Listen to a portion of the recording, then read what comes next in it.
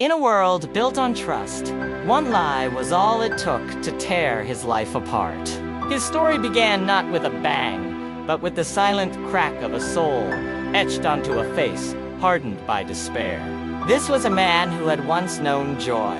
Vibrant memories flicker, showing a life filled with the laughter of his children and the warm embrace of his wife. Yet even in these sunlit moments, a subtle tension brewed beneath the surface, a quiet storm gathering on the horizon.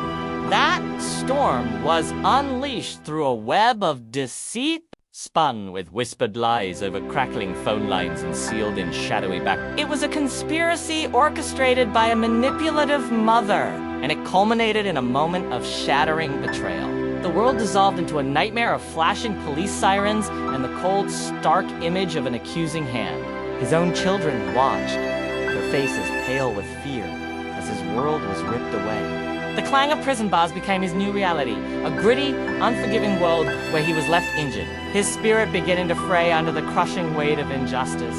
Once he was released, the punishment continued. He had lost everything. Foreclosure signs hammered onto his home, dismissal letters severing his career, and the faces of friends turning away in suspicion became a relentless montage of his isolation. He found himself on the streets, a ghost in his own city, enduring the biting cold and the gnawing ache of hunger. The deepest pain, however, was the longing for his children.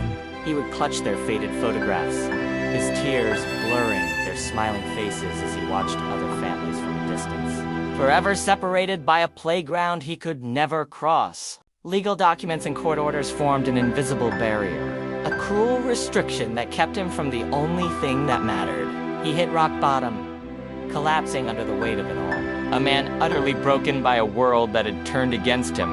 Yet, in that abyss of despair, a faint spark flickered to life. A glint of defiance returned to his eye, a small light pushing back against the encroaching darkness.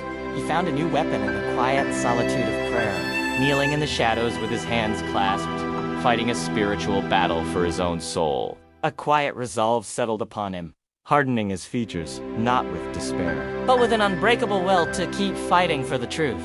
Though the night was long and the scars remained, he stood to face the dawn, a testament to the enduring power of hope.